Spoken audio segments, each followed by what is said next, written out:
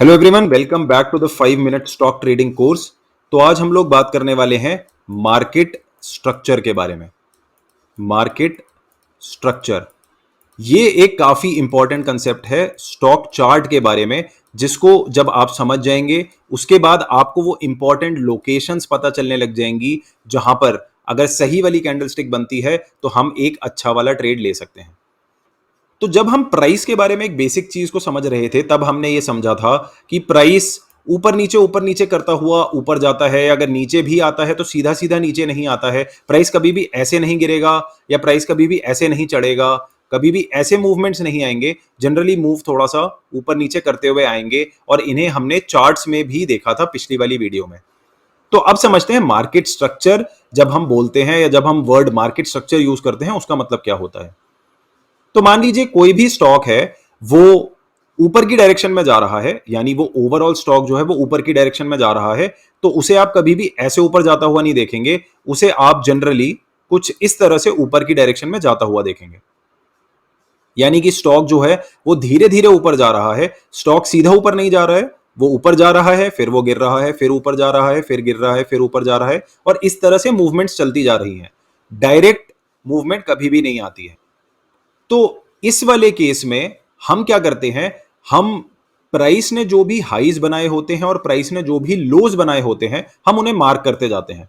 तो मान लीजिए प्राइस ने यहां से शुरुआत की, ये लो है, क्योंकि ऑब्वियस ही बात है अगर आप इसे चार्ट पर देखेंगे तो यहां पर स्टॉक नीचे के प्राइस में है, यहां पर स्टॉक ऊपर के प्राइस में है, तो इसको हम बनाएंगे एक लो और इसको हम बनाएंगे एक हाई, क्योंकि यहां पे स्टॉक ने हाई बनाया जिसके बाद स्टॉक नीचे गिरने लग गया।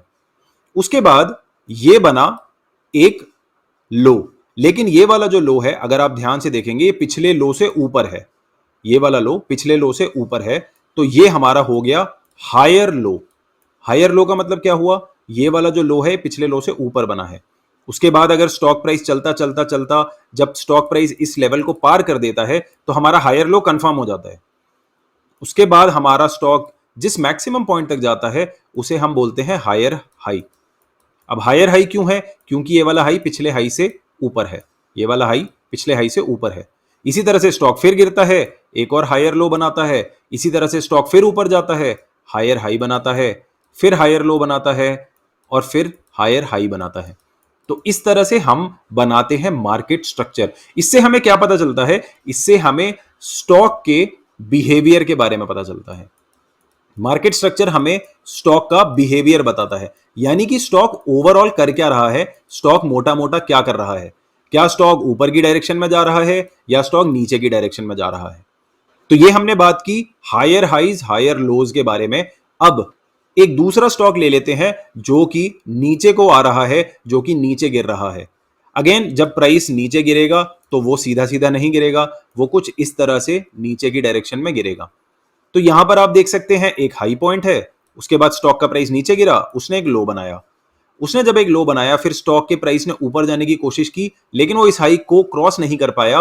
वो एक पॉइंट तक गया जिसको हम बोलेंगे लोअर हाई। लोअर हाई क्यों है, क्योंकि ये पिछले हाई से नीचे है और उसके बाद स्टॉक का प्राइस फिर गिरने लग गया। जब स्टॉक का प्राइस गिरा तब यहां पर बना एक लोअर लो। लोअर लो क्यों है, पिछले लो से नीचे है। उसके बाद स्टॉक ने फिर एक और लोअर हाई बनाया, यहां पर लोअर लो बनाया, लोअर हाई बनाया, लोअर लो बनाया। यानी कि जब हम मार्केट स्ट्रक्चर को देखते हैं तब हमें हाइज जो हाइज बन रहे हैं और जो लोज बन रहे हैं उसकी तरफ ध्यान देना होता है, और हमें यह देखना होता है कि हाइज जो हैं वो हायर हाइज बन रहे हैं या वो लोअर हाइज बन रहे हैं। इस वाले केस में आप देख सकते हैं वो लोअर हाइज बन रहे हैं, क्योंकि हर एक हाई पिछले हाई से नीचे है।